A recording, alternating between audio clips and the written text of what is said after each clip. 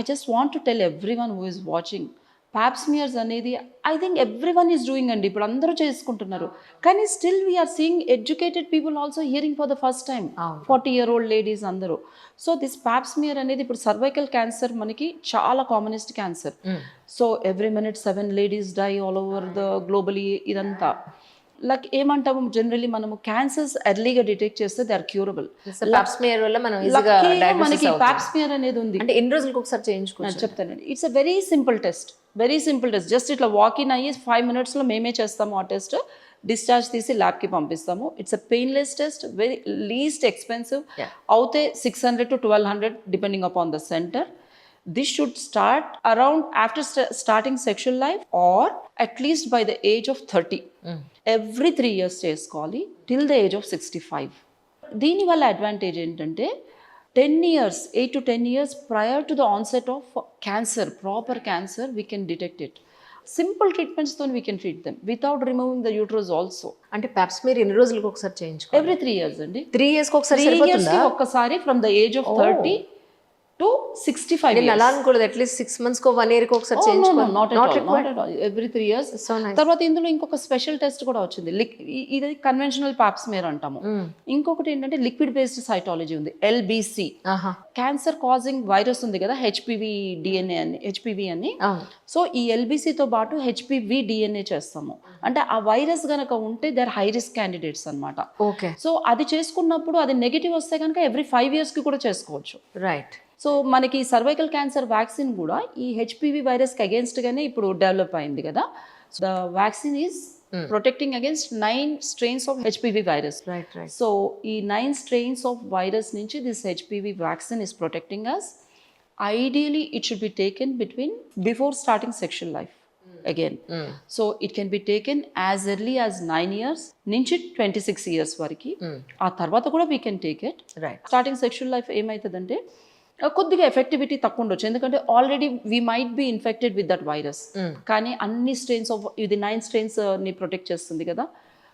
Still we give till the age of 40 అనమాట, because అన్ని strains of వైరస్తోని మనం we will not get affected. దీనివల్ల 96% of the cancers, cervical cancers are prevented. Even it is advocated for boys also. So బాయ్స్కి కూడా same, because penis cancers అందరికీ మనకి ఓరోఫరాంజియల్ cancers prevent అవుతాయి దీంతో, anal cancers, vulval cancers, vaginal cancers, and in boys penile cancers. All these can be prevent. Painful periods are dangerous అంటారండి with ప్రకారం? Pain అనేది generally మనకి లేడీస్ వచ్చేవి రెండు కంప్లైంట్స్ అండి. పెయిన్ ఒకటి, మెన్స్ట్రల్ డిస్టర్బెన్స్ తోటి, these are the main complaints. Pain can again occur at an age, as I told, prepubertal girls నుంచి వెంటనే ఇప్పుడు మెచ్యూర్ అయిన గర్ల్స్ నుంచి మనకి పోస్ట్ మెనోపాజ్ దాకా. సో పెయిన్ డ్యూరింగ్ సైకిల్ని ఏమంటామంటే డిస్మెనోరియా అంటాము. డిస్మెనోరియా. సో డిస్మెనోరియా అనగానే 2 causes అగైన్, మళ్ళీ ఇప్పటిదాకా వైట్ డిశ్చార్జ్ గురించి చెప్పుకున్నట్టు ఫిజియలాజికల్, పాథలాజికల్ లాగా ఇక్కడ ప్రైమరీ డిస్మెనోరియా అంటాము, secondary dysmenorrhoea. So 60 to 70% of పేషెంట్స్లో ఆర్ లేడీస్లో ఇట్ ఈస్ ప్రైమరీ డిస్మెనోరియా. అంటే ఏంటంటే ప్రైమరీ అంటే ఏంటంటే మనకి జనరలీ లోపల కొన్ని సబ్స్టెన్సెస్, ప్రోస్టాగ్లాండిన్స్ అని ప్రొడ్యూస్ అవుతాయి. ఈ ప్రైమరీ డిస్మెనోరియాలో అవి ఎక్కువ ప్రొడ్యూస్ అయ్యి యూట్రస్ని కాంట్రాక్ట్ చేస్తాయి బ్లడ్ బయటికి పంపించడానికి. అది కొద్దిగా ఎక్కువ అవుతుంది, అందుకు ఆ స్పాస్మోడిక్ పెయిన్ వస్తుంది. అంతే, అక్కడ సబ్స్టెన్సెస్ మటుకే, ఆ బ్లడ్లో వచ్చే సబ్స్టెన్సెస్ మటుకే కొద్దిగా అబ్నార్మల్ ఉంటాయి. ఇంకా పెథాలజీ ఏముండదు, అంటే uterus will be normal, tubes will be normal, everything will be normal. So వాళ్ళకి జస్ట్ మనము ఒకసారి బేసిక్గా ఎగ్జామినేషన్ చేసి, అల్ట్రాసౌండ్ చేసి పెయిన్ కిల్లర్స్ ఇస్తాము. అగైన్ ఒక మిత్ పెయిన్ కిల్లర్ తోటి, మేము పెయిన్ కిల్లర్స్ తీసుకుంటే మాకు ఫ్యూచర్లో ఫర్టిలిటీ దెబ్బతింటుంది, ఇంకేమన్నా అవుతుంది అంటారు.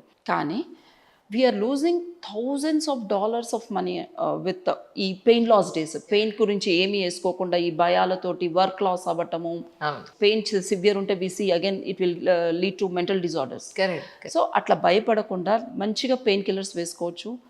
Depending upon the severity of the pain, it can be taken twice daily, thrice daily also, and it can be taken for those 4 to 5 days.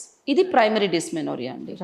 Secondary dysmenorrhoea అంటే ఇంకో 20-30% ఆఫ్ పీపుల్లో ఏమవుతుందంటే యూట్రస్లో ప్రాబ్లం ఉండొచ్చు, అడినోమయోసిస్ ఉండొచ్చు, fibroids ఉండొచ్చు, adhesions ఉండొచ్చు, endometriosis ఉండొచ్చు, PID, pelvic inflammatory disease అంటాము. ఇవన్నిటి వల్ల పెయిన్ ఉండొచ్చు. సో ఒక బేసిక్ అల్ట్రాసౌండ్ చేసి ఇవి రూల్ అవుట్ చేసుకున్నాక వీ గివ్ దాట్.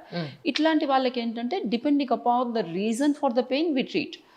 కొన్నిసార్లు హార్మోన్స్తోని ట్రీట్ చేస్తాము, ఒక్కొక్కసారి మిరైనా వేసేస్తాము, IUCD intrauterine contraceptive disease, so that కొద్దిగా మెన్సెస్ తగ్గిపోయి దాని రిలేటెడ్ పెయిన్ తగ్గిపోతుంది. లేదు ఫైబ్రాయిడ్స్ ఇట్లాంటివి ఉంటే మటుకు, లేదు ట్యూబల్ మాసెస్ పక్కన అడ్నెక్సల్ మాసెస్ ఉంటాయి, ఓవేరియన్ సిస్ట్లు, ఎండోమెట్రియాసిస్, ఇట్లాంటి వాటికి సర్జరీ అవసరం పడుతుంది. రైట్. అంతేగాని ప్రతి ఒక్కరికి మేము జంపిన్ అవి we don't suggest surgeries or anything. First we will evaluate the cause అనమాట, దేనివల్ల వస్తుంది పెయిన్, ప్రైమరీనా సెకండరీనా. సెకండరీ అయితే మనం హార్మోన్స్ పెయిన్ కిల్లర్స్తో కంట్రోల్ చేయొచ్చా లేదా, ఇవన్నీ చూసుకుని we will advocate the treatment.